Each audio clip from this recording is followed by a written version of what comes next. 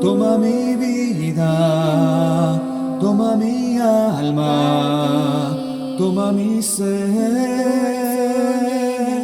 déjame ser diferente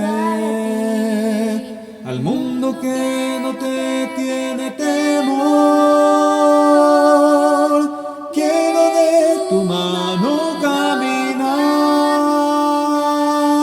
y así en mi poderte reflejar, no seguir la dirección del mundo y contra la corriente navegar. Oh Señor, toma mi vida, toma mi alma, toma mi ser, déjame ser diferente al mundo que no te tiene temor. Quiero de tu mano caminar y así en mi poderte reflejar, no seguir la dirección del mundo y contra la corriente navegar, y contra la corriente navegar,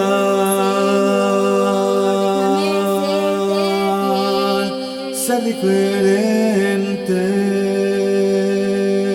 Oh Señor, toma mi vida, toma mi alma, toma mi ser, déjame ser diferente al mundo que no te tiene temor. Quiero de tu mano caminar y así en mi poderte reflejar, no seguir la dirección del mundo y contra la corriente navegar.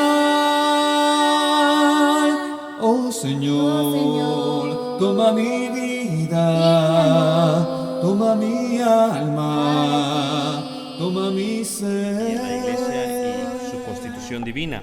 Efesios capítulo 4, verso 1, donde estábamos ahí hace 2 semanas.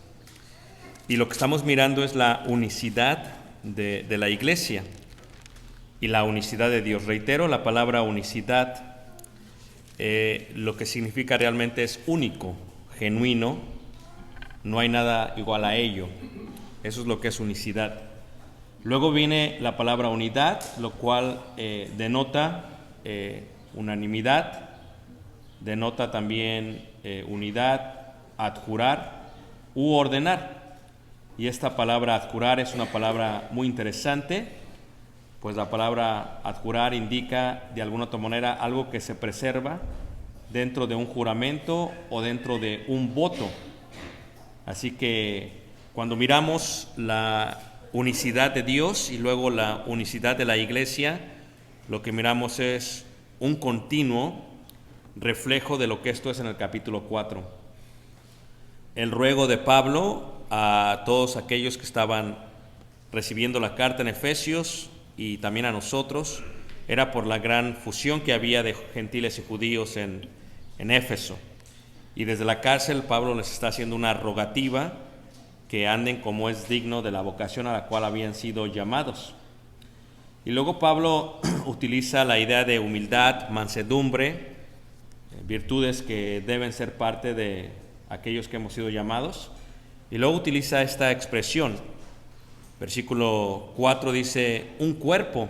Y veíamos hace 2 semanas que esta palabra así tal y como se utiliza, es hais, lo cual indica, reiteramos, un acuerdo, algo en común, algo primero, individual, unidad, sencillo.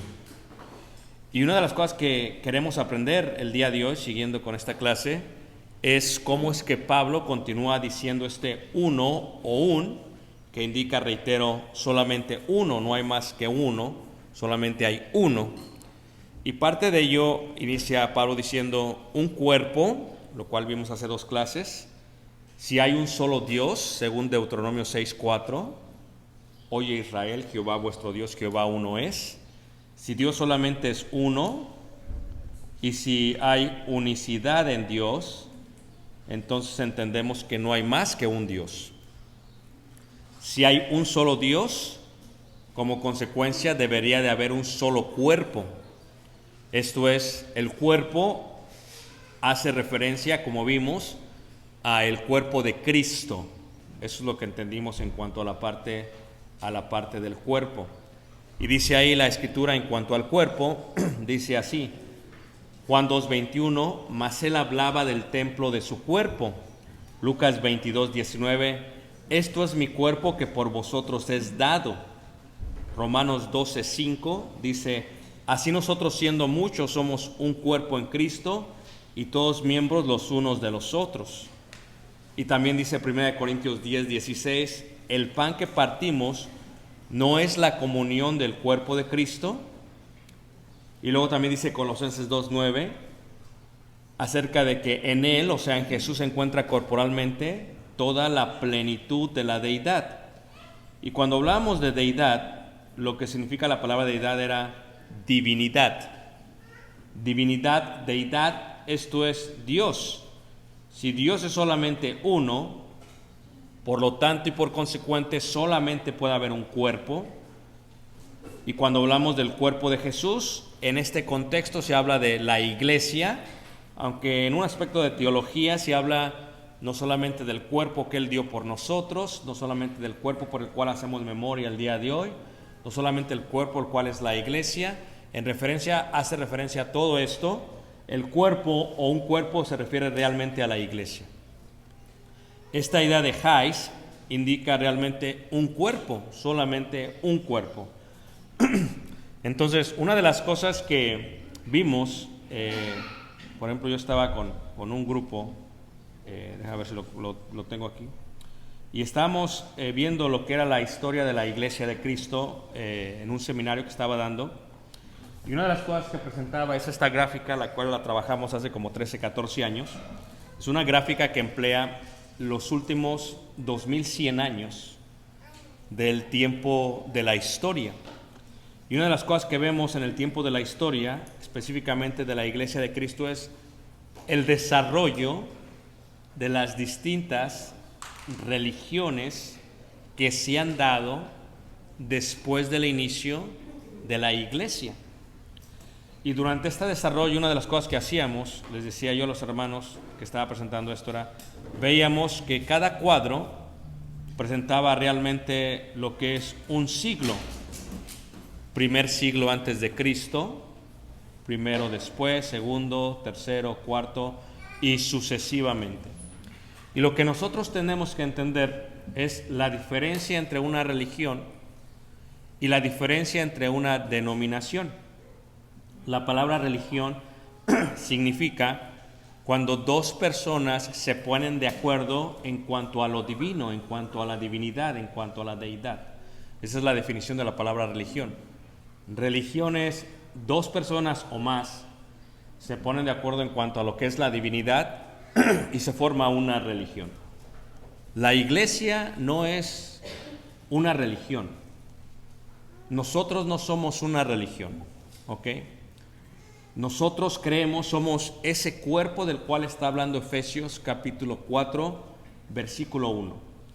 Y una de las cosas interesantes que veíamos con este grupo era, en esta escuela de predicadores, era que en el principio existieron varias apostasías primitivas. Y cuando hablamos de la palabra apostasía, la palabra significa desviarse de la fe. Y entonces ustedes recuerdan, hermanos, en la última clase, cuando veíamos lo que era la fe, estábamos aprendiendo que la palabra fe no solamente es la convicción de lo que se espera, no solamente es la certeza de lo que no se ve, sino que fe, dentro del contexto de algunos versos bíblicos, se entiende como aquello lo cual es el contenido de normas, leyes y reglas que se establecieron. O en se podría entender como el conjunto o la doctrina de los apóstoles. ¿Ok? La doctrina de los apóstoles. Eso es lo que es la fe. La fe no solamente es la certeza de lo que se espera, la convicción de lo que no se ve. En el mundo, fe tiene un contexto distinto a bíblicamente lo que se habla. Muchos dicen, yo le tengo fe a ese árbol. Esa es una descripción del mundo, no bíblica, ¿ok?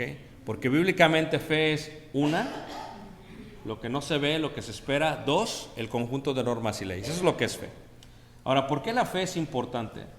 Porque la fe define quién es Dios y todo lo que Dios es. Apostatar de la fe o cambiar la fe que tenemos nos lleva a desviarnos de quién es Dios. Por eso decíamos la vez pasada, ¿quién decide quién es Dios? ¿Quién decide cómo es Dios? La fe nos encuentra ello, y el Nuevo Testamento nos indica realmente este concepto. Si ves, por ejemplo, voy a poner una separación ahí y regresamos un momento. 1 Timoteo capítulo 4, en el versículo 1 y 2. Los adolescentes están aquí en clase, gracias por estar aquí. Vamos a pedirles que nos ayuden a dar la lectura. 1 Timoteo capítulo 4, vean en sus Biblias, en el versículo 1 y 2, dice así. ¿Qué dice, hermano Nicolás?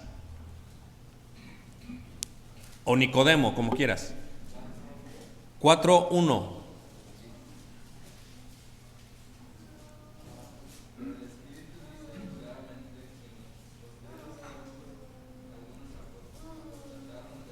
Muy bien, dice, pero el Espíritu, ¿cuántos espíritus hay, hermanos?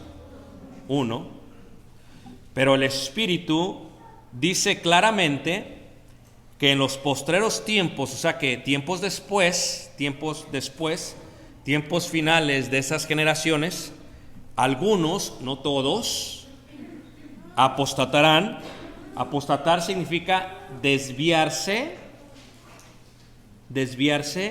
del camino en que uno va, o retirarse de ese camino, dejar de caminar en ese destino o en esa meta. Apostatar, por lo tanto, significa ello. Apostatarán, ¿de qué dice? De la fe. No quiere decir la fe que tiene el concepto del mundo, la fe de la Biblia, lo que dice la Biblia. Y aquí no está hablando de la certeza de lo que se espera, la convicción de lo que no se ve, está hablando del conjunto de normas, mandamientos y leyes que Dios estableció por medio de ese Espíritu. ¿Ok? Entonces, a la gente no le gusta hablar de religiones, pero la Biblia habla de religiones. A la gente no le gusta hablar de lo que hace la gente, pero la Biblia habla de ello. No puedes tú ignorar lo que la Biblia dice en cuanto a ello. ¿Cuáles serían las descripciones de ello? Dice, escuchando a espíritus engañadores. Entonces hay un solo espíritu, el Espíritu de Dios, pero también hay muchos ¿qué? Espíritus que ¿qué es lo que hacen? Engañan. ¿Okay? Y dice ahí, y a doctrinas, ahí está, ¿qué es una doctrina? Didaxe en griego, conjunto de normas y leyes, etc. Y a doctrinas, ¿de qué? De demonios. Entonces, hay una distinción entre la iglesia y aquellos que apostataron de la fe. La vez pasada veíamos que solamente hay un Jesús, pero ya se predicaban varios Jesús. ¿Cómo se define cuando ya es otro Jesús? Se define que es otro Jesús cuando se pierde esa unicidad, no solamente de un Dios, no solamente de un cuerpo, no solamente de un espíritu, no solamente de una esperanza, sino también de una fe. La fe define todo lo demás. La fe define todo lo demás. Si hay unicidad, no puede haber confusión. No puede haber confusión. Esa es la idea que tenemos que entender. ¿Cuáles son las descripciones y por qué sucede esto? Me preguntan, ¿por qué pasa esto? Aquí lo explica. Por la hipocresía de mentirosos que teniendo cauterizada, ¿qué? La conciencia. O sea, su conocimiento que tienen está quemado, está freído, para que me entiendas, y no está sensible. Ya no les importa lo que hacen. ¿Cómo puede ser que una persona le deje de importar lo que hace, le deje de importar lo que enseñe, le deje de importar lo que está diciendo? Llega un momento que ya no le importa. Eso se llama, hermanos, cauterizada, quemada. Está quemada la conciencia, o sea, ya no le duele, ya no le lastima. O sea, hay gente que ya no tiene esa parte de sensibilidad. Y versículo 3 explica, hermanos, y da descripciones de estas doctrinas de demonios y de estos espíritus engañadores. Número 1 dice, prohibirán casarse. Número 2, mandarán abstenerse de alimentos que Dios creó para que con acción de gracias participen de ellos todos los creyentes y los que han conocido la verdad. Entonces, esta es la descripción. Entonces, cuando nosotros veíamos, les estoy dando esta introducción, que esta serie que les la voy a dar a los jóvenes, solamente para que vean, hermanos, tengan una idea de esta idea de un cuerpo, una fe, ¿ok? Por ejemplo, la iglesia primitiva, hermanos, primer siglo, la iglesia comienza aproximadamente en el año 30-33, ¿ok? 40 años después se destruye el templo. Y después de eso empieza a pasar algo con la iglesia. Los apóstoles empiezan a morir. Muchos de ellos los matan, ¿ok? Matan a Mateo, matan a Tomás, matan a Pedro, matan a todos. El último que queda al parecer es Juan, ¿ok? Y Juan eventualmente muere. Y entonces hay una distinción, ¿ok? ¿Cómo se le va a hacer para preservar la doctrina de aquellos que murieron, que fueron los que estuvieron con el Señor Jesús desde el momento que se oyó la voz, que fue bautizado, hasta el momento que fue recibido? Una vez que se mueren ellos, ¿cómo se sigue? ¿Cómo se prosigue? Efesios 4 te lo explica. Te dice, primero establece Dios apóstoles, y luego profetas, y luego evangelistas. Es un orden de constitución, ¿ok? Ahora, ¿pero qué sucede? Mueren ellos y empieza a haber un sinfín de apostasías primitivas. Ya expliqué lo que es apostasía. ¿Qué significa apostasía? Desviarse, apartarse de la fe, lo que significa. Entonces hay apostasías. Estas apostasías se les pueden considerar denominaciones si eran miembros de la iglesia, pero si se ponen de acuerdo fuera, no es una denominación, es una religión solamente. ¿Me entienden lo que estoy diciendo, hermanos? Cuando se sale del cuerpo de la iglesia, es apostasía. Pero si ni siquiera estuviste ahí, simplemente es una religión, porque no se puede apostatar de algo que nunca has estado. En ese sentido, las apostasías primitivas son, por ejemplo, el ebionismo, gnosticismo, marcionismo y montanismo. Son las primeras apostasías primitivas. ¿Y cuáles eran los debates que ellos tenían? Los debates eran, por ejemplo, ¿se tiene que guardar la ley de Moisés o no? ¿Realmente nació Jesucristo de una virgen o ya no era virgen María? ¿Cristo se fue antes de la resurrección? O sea, ¿realmente nunca resucitó al tercer día? ¿Cristo simplemente fue un hombre extraordinario conforme a la ley? Esa era una de las religiones. Otros debates eran el gnosticismo, que era un debate muy fuerte. El día de hoy hay muchos gnósticos modernos, ¿ok? El gnóstico moderno, el gnosticismo decía, es gente que cree en Jesús, pero que su vida es toda pagana. O sea, una parte de ellos dice, yo creo en Jesús, yo creo en todo lo que dice Jesús, pero eso no aplica a mi vida práctica. Mi vida práctica es otra cosa. ¿Y cómo yo lo separo? Lo separo diciendo, en el espíritu sirvo a Dios y en la carne sirvo al mundo. Hay muchos gnósticos del día de hoy, donde dicen, no, yo creo en Dios, y yo amo a Dios, y yo le sirvo a Dios, pero sus acciones declaran lo contrario. ¿Sí me están siguiendo todos, hermanos? Entonces, esa era la parte gnóstica, gente que venía y que creía mucho en los griegos, en los egipcios, en la astrología, en Platón. Luego tienes a los marcionistas, y así sucesivamente.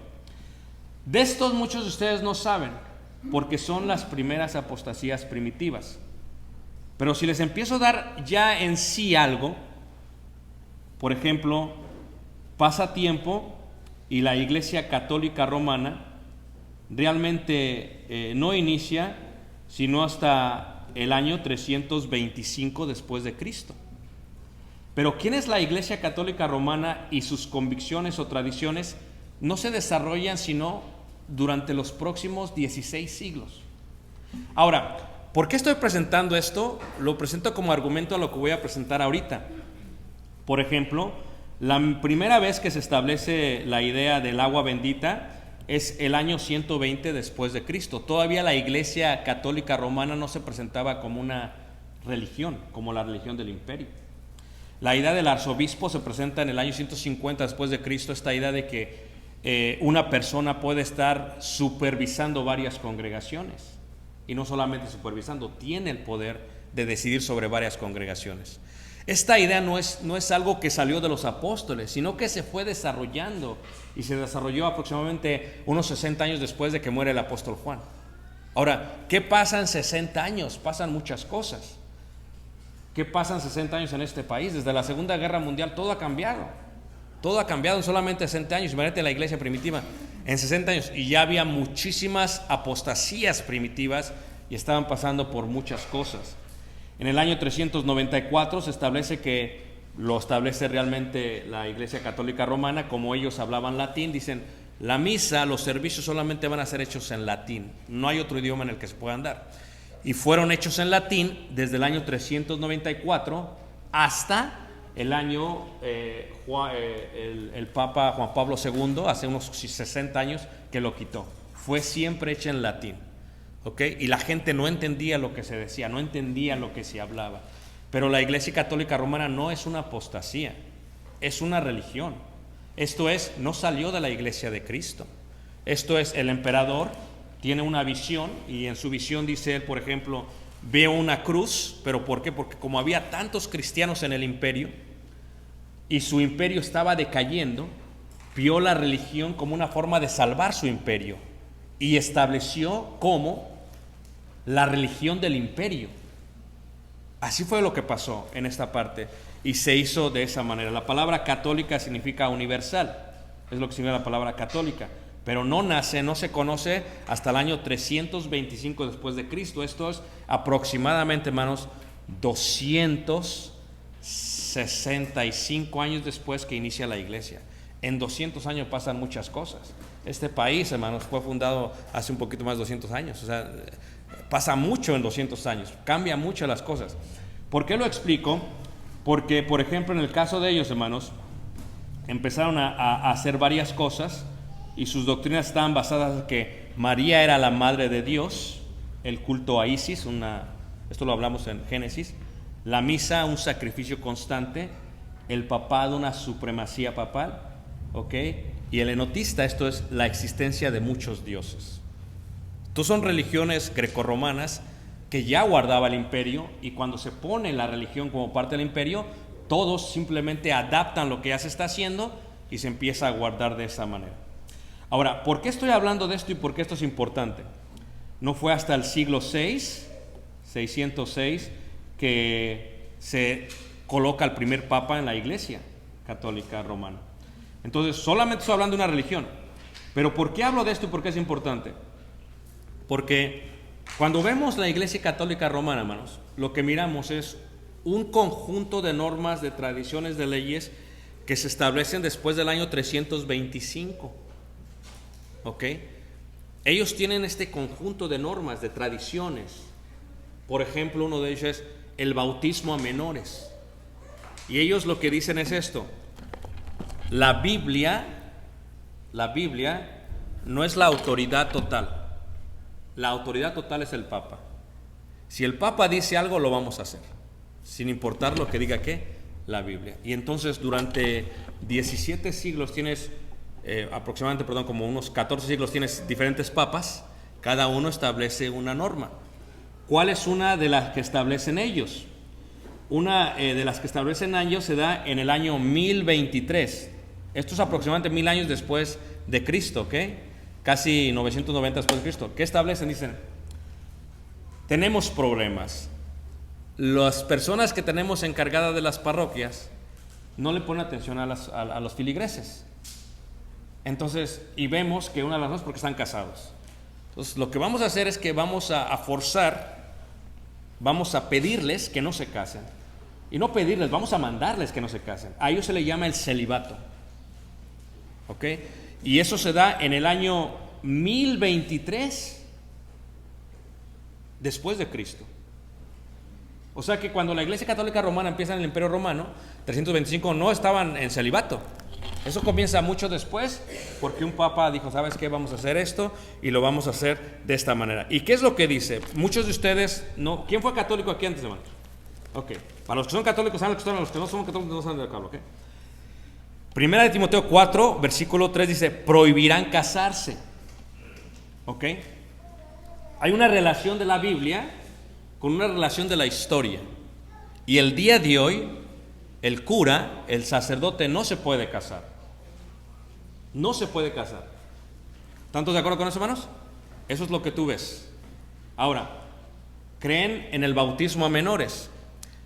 Entonces, yo fui bautizado de pequeño. ¿Ok? De niño, de bebé. ¿Ok? Es más, creo, no sé, tengo a mis XP aquí entre nosotros. ¿Qué son mis XP? Mis expadrinos, ¿no? ¿Me entienden lo que estoy diciendo? Y en este sentido de bautismo, de ser bautizado de pequeño, en ese sentido, ese es un bautismo. La pregunta es si lo ordenaron los apóstoles. Entonces aquí es donde empieza a haber una confusión. Dice, ok, si yo fui bautizado de pequeño, la pregunta es si ese bautismo es el bautismo del que habla Efesios 4. Esa es una pregunta que tenemos que tener. Porque si solamente hay un Dios y ese Dios tiene un cuerpo, un espíritu, una esperanza, una fe y luego viene un bautismo, si ese es un bautismo, yo no debía haber sido bautizado de grande, a menos que ese no fuera ese bautismo. Y entonces si ese no era ese bautismo, ya tenemos que hay más que un bautismo. ¿Quién me está siguiendo, hermanos? Y aquí es donde se tiene que hablar de religión. O sea, no lo puedes ignorar. O sea, sería insostenible ignorarlo, decir no hablemos de eso.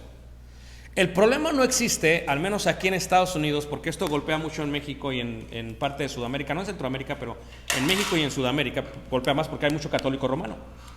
El problema existe, hermanos, que este es un problema para ellos. Para los que estamos aquí, el catolicismo aquí es muy débil, no hay problema.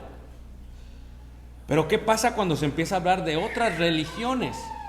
Si yo voy a tomar y decir, la Iglesia Católica Romana tiene una falla, tiene un punto de bautismo, aunque yo no lo diga, yo lo digo cuando me bautizo otra vez. Estoy diciendo, esto no fue válido, por lo tanto lo tuve que volver a hacer.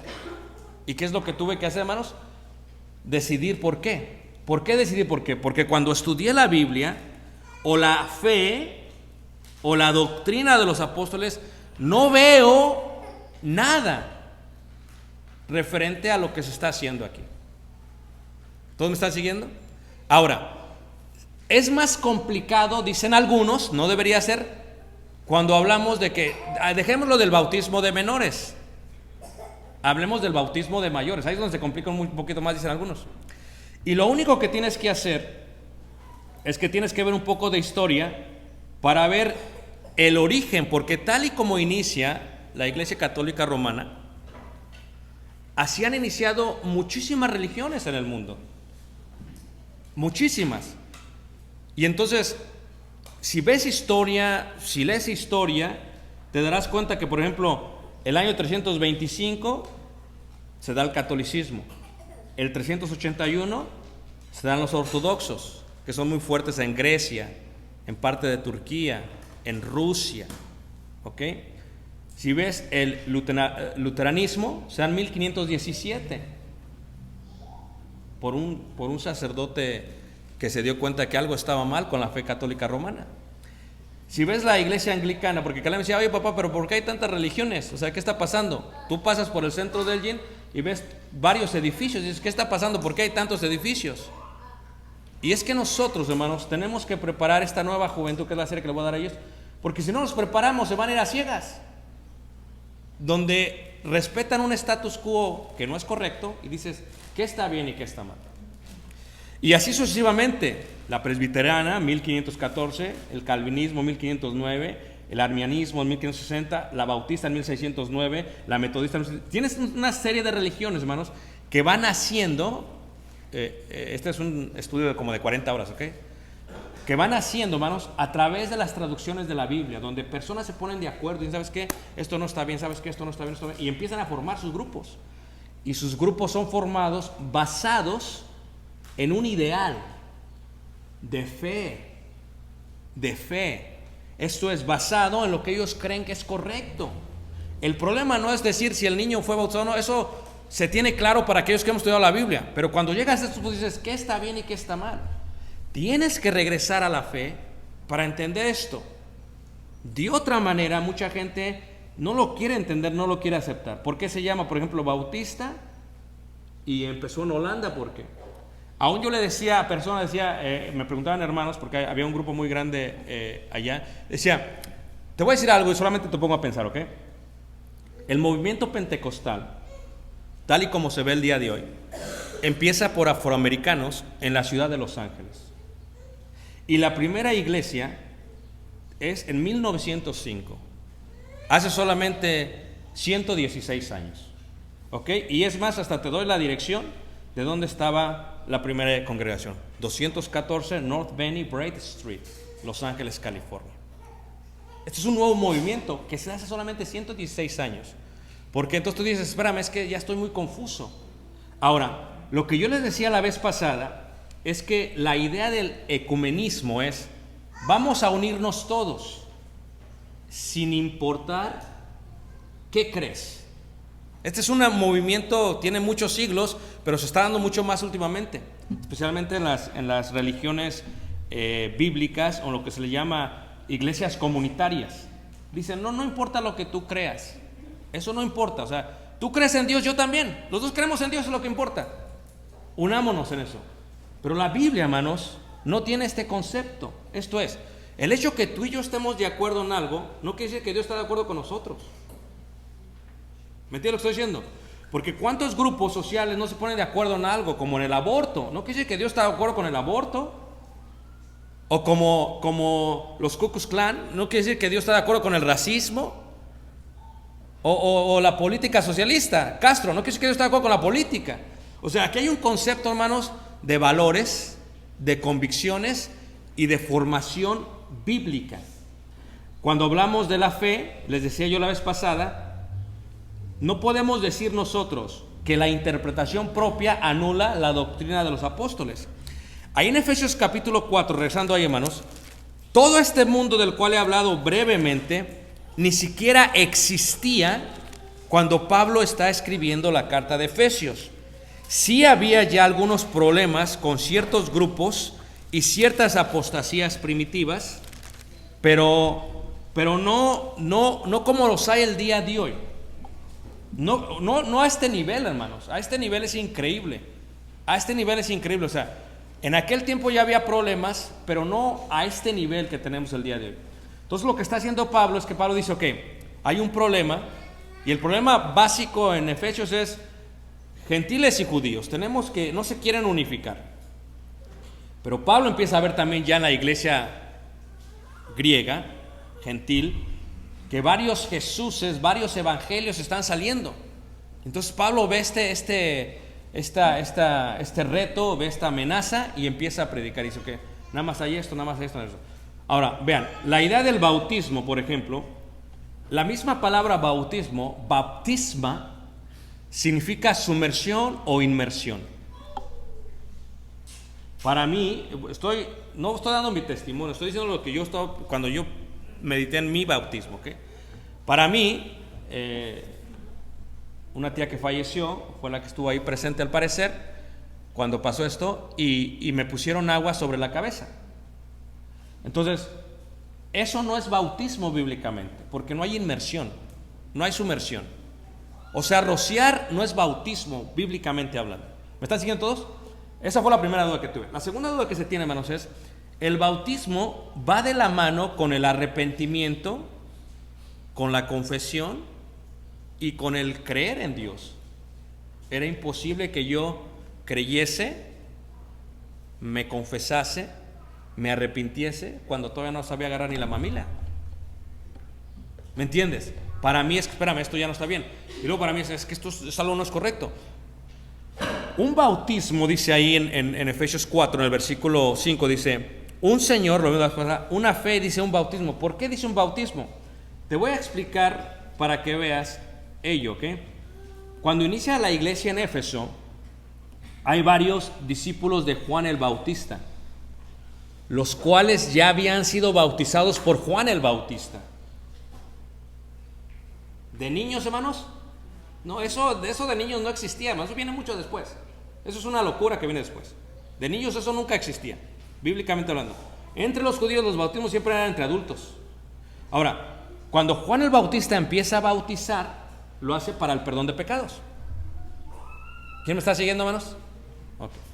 Entonces, ese era un bautismo. ¿Quiere decir con eso, hermanos, que ese es el bautismo que está hablando Pablo? Porque si hubiera sido ese, ¿no los hubiera bautizado otra vez? Y aquí empezamos a ver que el bautismo de Juan, el cual ordenó Dios le dijo a Juan, porque Juan dice que bautizaba porque se acercaba al reino de ¿qué? Eso lo ordenó Dios. ¿Se lo ordenó a quién? A Juan. Si un bautismo que ordenó Dios a Juan que hiciese es inválido, cuando viene Pablo, cuanto más un bautismo creado por los seres humanos, basado en tradiciones de los hombres.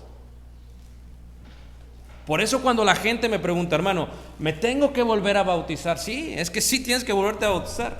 ¿Pero por qué? Es que la pregunta no se trata de por qué. O sea, no cuestionamos que haya sido sincero. Tú pudiste haber sincero totalmente, pero bíblicamente hablando, o la fe no dice cuánto es tu sinceridad. Te pregunto yo, ¿acaso tú crees que los efesios no fueron sinceros cuando se bautizaron el bautismo de Juan? Sí, solamente que ese bautismo no era ese bautismo. ¿Qué hace Pablo? Los vuelve a bautizar. ¿Pero por qué?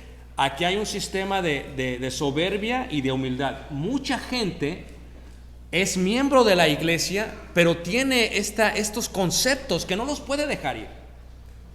Que no los puede dejar ir. Dice, ok, yo ya me bauticé en la iglesia, sí, pero yo todavía creo un ecumenismo. Dice, yo todavía creo que todos pueden ser hijos de Dios. Es un concepto que él tiene basado en su panorama de interpretación. Pero no lo ha visto más allá. No lo ha visto más allá. Porque si eso es así, hermanos, entonces no hay unicidad de la iglesia. Es lo que tú tienes que entender. Si la palabra unicidad significa único, genuino, y lo mismo Dios, si eso es así, entonces hay muchos dioses. Porque no puede ser posible que cada quien decida cómo es Dios. Y cada quien decide el día de hoy cómo es Dios, hermanos. Entonces, si cada quien va a decir cómo es Dios, la pregunta sería, ¿para qué necesitamos la Biblia? No la necesitamos. Pero si este es el modelo, o si esta es la ley a seguir, si es la regla, entonces veamos si lo que yo practico es reflejado aquí. Y el día de hoy, hermano, muchas cosas que, no, hermano, o sea, no tiene, mira, dicen, no tiene que estar al 100% como dice Dios. ¿Con que qué? Con que ahí vaya. ¿Sabes qué le dijo Jesús a eso? A algo que no era. ¿Qué le dijo a la samaritana? Dijo, ustedes adoran lo que no saben. Y déjame decirte, los samaritanos adoraban todo conforme a la ley de Moisés. ¿Dónde estaban mal? El monte en donde lo hacían y que su sacerdocio no era descendiente de Leví. Y así les dice Jesús. Vamos a leerlo, fíjate ahí, Juan capítulo 4, en el versículo, Juan 4, en el versículo 22. Muchos dirían, ¿por qué Jesús fue tan tosco, tan franco, tan tajante con la pobre mujer? Dice, fíjate cómo le dice, versículo 20, dice, esto hablando la mujer primero, dice, nuestros padres adoraron en este monte, ella es samaritana, de Siquem, y vosotros decís que en Jerusalén es el lugar donde se debe de adorar. ¿Había más de un templo ya, hermanos? Sí. ¿Cuál era el verdadero templo? El de Jerusalén. Dice, Jesús le dijo, mujer, créeme que la hora viene cuando ni en este monte ni en Jerusalén adoraréis al Padre. Versículo 22. Vosotros, o sea, los samaritanos, adoráis lo que no sabéis. ¿Sabes que eso pasa mucho hoy, hermanos? La gente adora lo que no sabe. La gente adora lo que no sabe. La gente le dice, ¿sabes qué? El agua que saco de aquí es bendita, y se la cree la gente. La gente agarra un aceite de olivo de aquí del Aldi y dice, este aceite es bendito, y la gente se lo cree, hermanos. La gente adora lo que no sabe. ¿Dónde se pierde el conocimiento? ¿Qué pasó en 2000 años?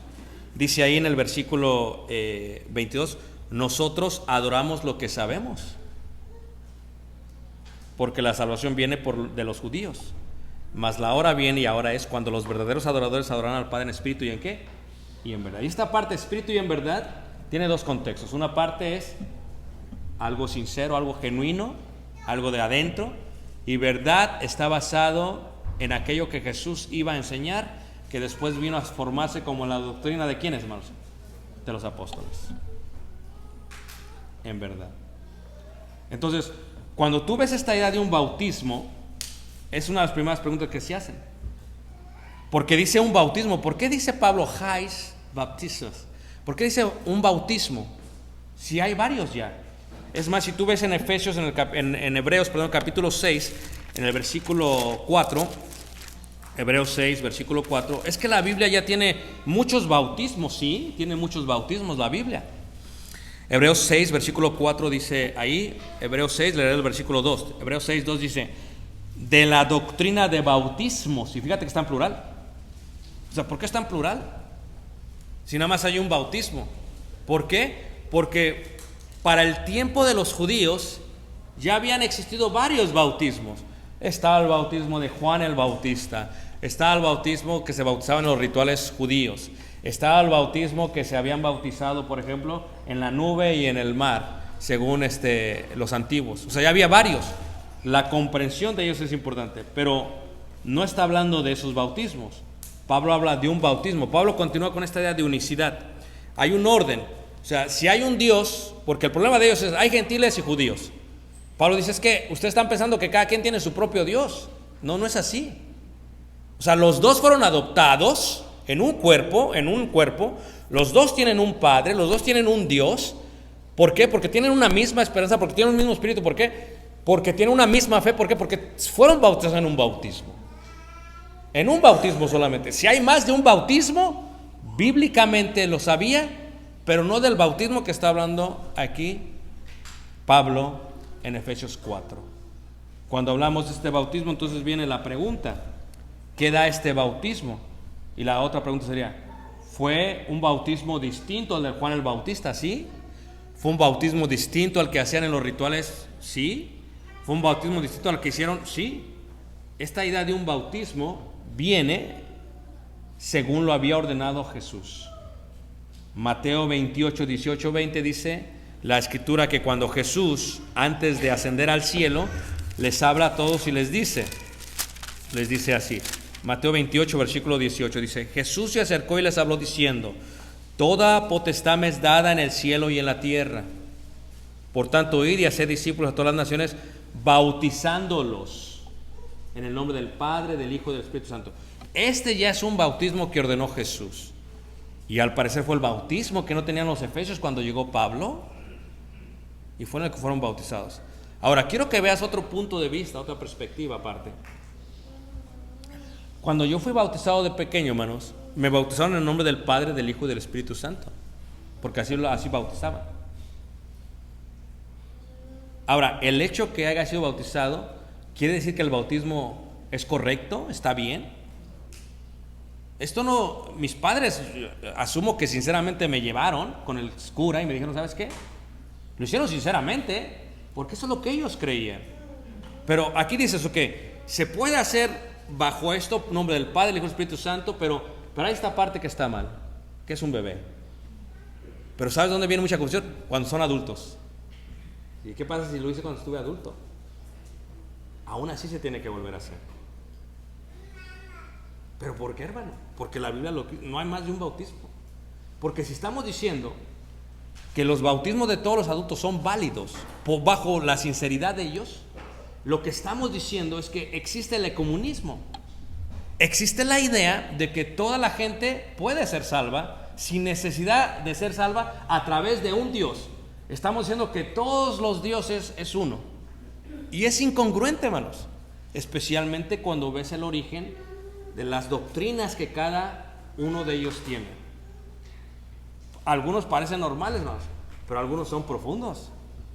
Por eso les enseñaba la gráfica que había hecho, hermanos, de 2100 años, porque ya te da una idea de cómo fue desarrollándose cada una, y la tradición es más fuerte que la palabra, y el orgullo familiar es más fuerte que Dios. Y entonces aquí viene, puede ser, pero cada quien va a decidir. Sí, dice, no, yo no lo toco, no lo hagas, pero mi deber es decirte, no te puedo engañar, porque la Biblia habla claramente del bautismo que ordenó Jesús. Pero ¿cuántos Jesús sabía en los tiempos de Pablo? Muchos ya. Nada más había uno, pero ¿me entiendes? Ahora, fíjate cómo dice ahí en 1 Corintios, en el capítulo 8. 1 Corintios capítulo 8, porque luego Pablo lo extiende un poco más. Levanten la mano, ¿qué me están entendiendo, hermanos? ¿Me siguen? Okay. Ya los llevé por 2000 años, ¿ok? 1 Corintios 8, en el versículo 5, ¿ok? Fíjate. A veces entre los adolescentes y jóvenes, hermanos, nosotros, y a veces los adultos, simplemente callamos y me dicen, porque yo trabajé mucho tiempo en negocios y trabajé mucho tiempo juntos, yo entiendo cómo viven ustedes en ese concepto. Y te dicen, what religion are you? Te dicen, ¿qué religión eres? Y dices, Christian. Y luego te dicen, pero what type? ¿Qué tipo de Christian? ¿No les pasa eso, hermanos? Y espérame, como que qué tipo, pues que hay varios tipos, o qué está pasando aquí. Pues te tienes que aventar todo, no, es que yo soy cristiano de la iglesia. No, no te entienden ellos, porque ellos no lo entienden así, hermanos. Y se entiende que la gente no te entienda así. Lo que no se entiende es que los propios cristianos se entiendan así, hermanos. Dices, ¿qué está pasando aquí? ¿Qué tipo de locura es esta? Ahora, fíjate cómo dice Pablo.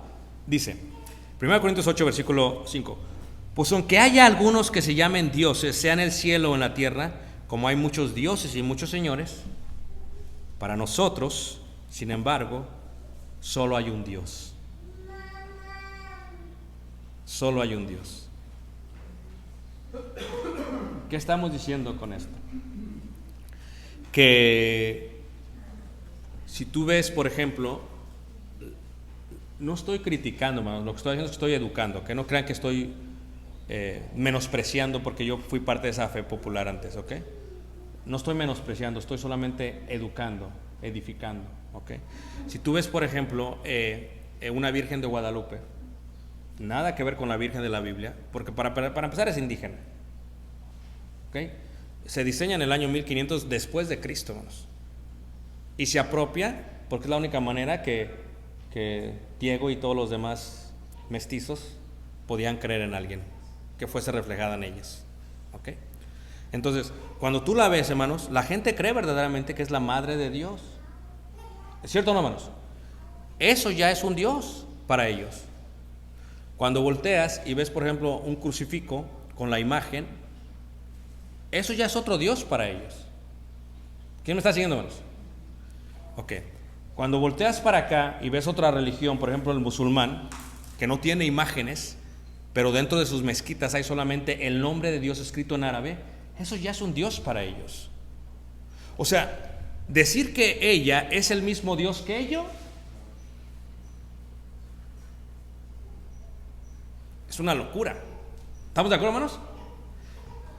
Pensar que ese Dios y ese Dios te llevan al mismo lugar es otra locura.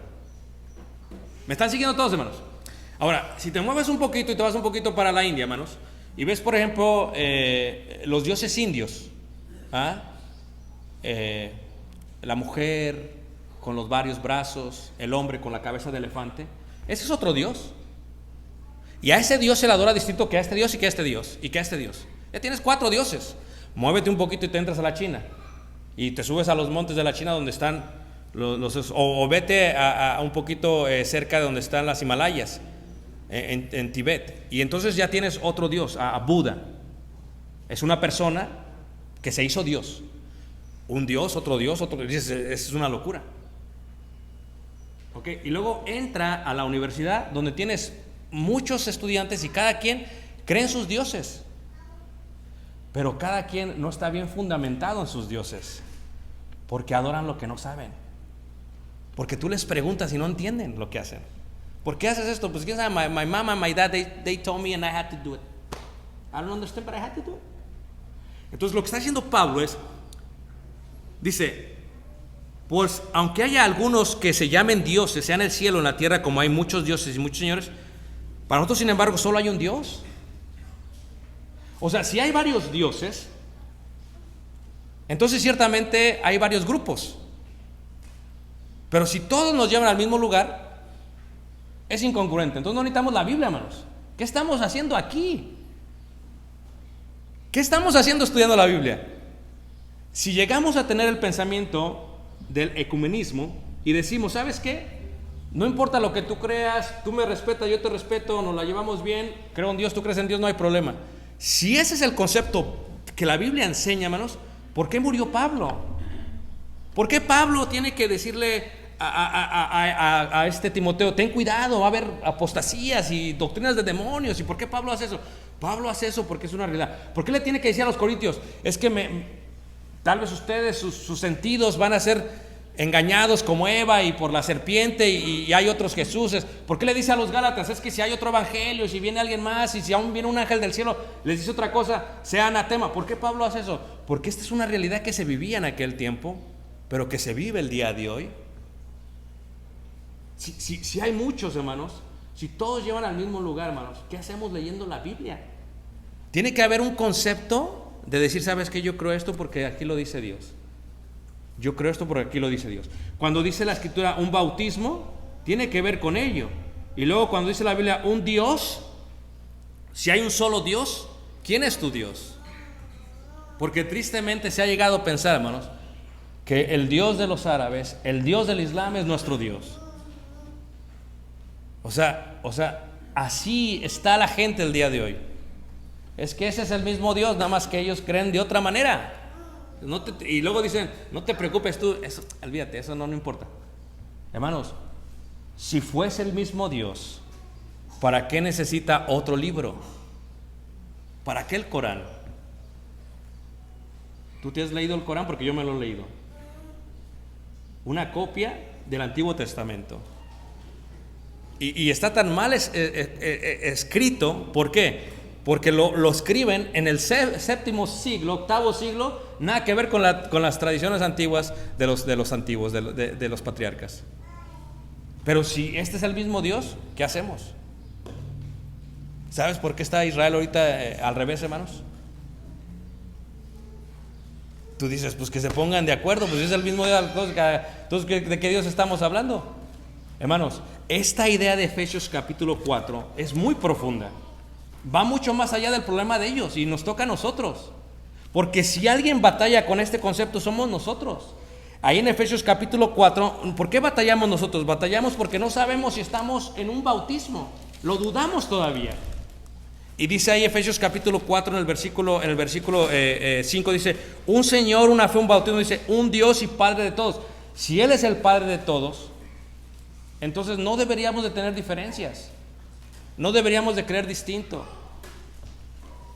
Pero porque no es así, hermanos, Pablo lo está explicando. Pablo dice, es que no es así. Tú tienes que entender que así como hay un solo Dios, hay un solo bautismo, hay un solo cuerpo, hay una sola fe, hay una sola esperanza. En cuanto a la esperanza, por ejemplo, del futuro, ¿qué dice la fe? La fe de algunos dice que es de otra manera, que vas a entrar en el nirvana, en la eternidad. La fe islámica, ¿qué dice? Dicen ellos que matas tú, y si matas a un infiel, te esperan 25 vírgenes en el cielo. Dime si no son esperanzas diferentes. Hablemos un poquito de denominaciones o de apostasías cristianas. La fe de los mormones dice, tienes que casarte con muchas mujeres y tener muchos hijos porque de esa manera te elevas más en el cielo. Hermanos, eso es lo que se cree. La pregunta es, ¿qué debo de creer yo? Dice ahí, un Señor, una fe, un bautismo, un Dios y Padre de todos, el cual es sobre todos y por todos y en todos. La pregunta que tengo, hermanos, y voy a acabar con esto, es, Si yo mismo no estoy convencido de lo que creo, ¿qué estoy haciendo aquí?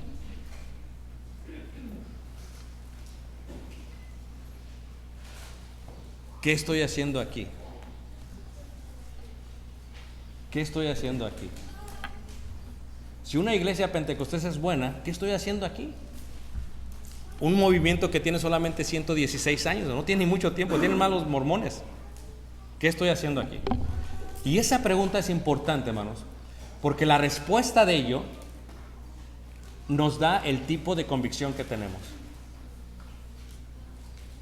Y puede ser que la respuesta de ellos sea, ¿sabes qué, hermano? Pues es lo que más se apega, es lo que más está cerquitas. No, no debería de ser. O tal vez dirías, no, hermano, pues es que así es. Ahora, entiendan, hermanos, no sé si la enseñanza de los apóstoles merecía preservarse por todos los siglos. Merecía preservarse. ¿Cómo? ¿Cuándo? ¿Dónde? La Biblia, hermanos, es el modelo a seguir. Pedro acaba de decir algo muy interesante, dice, si alguno hable conforme a las palabras de ¿qué? Es muy difícil, hermanos. Cuando hay orgullo familiar, cuando hay tradición, cuando hay intereses en medio, es muy difícil hablar conforme habla la Biblia, hermanos. Es muy complicado. No voy a abrir las preguntas, hermanos, porque sé que tienen muchas. ¿Pero qué creen? Todavía tenemos más clases.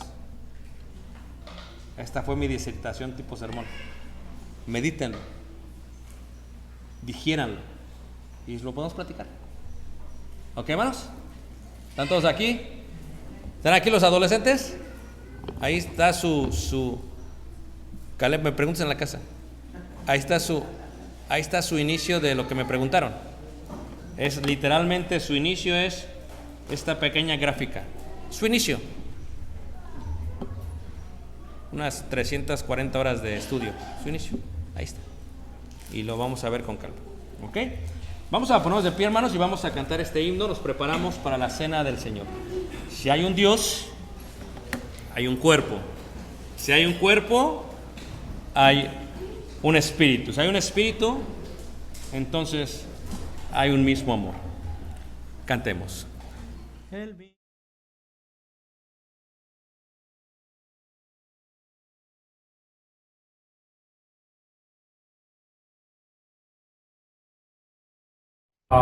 Hermano Ricardo, no lo conozco personalmente, pero le agradezco el hecho de que me haya tomado en cuenta para esto del canto. La verdad es un honor para mí que lo haga. Espero que sirva, que se conozca, porque son de las cosas que he hecho para el Señor, y espero que sea de edificación y de gozo también para que lo escuche y lo pueda cantar y edificarse también con él.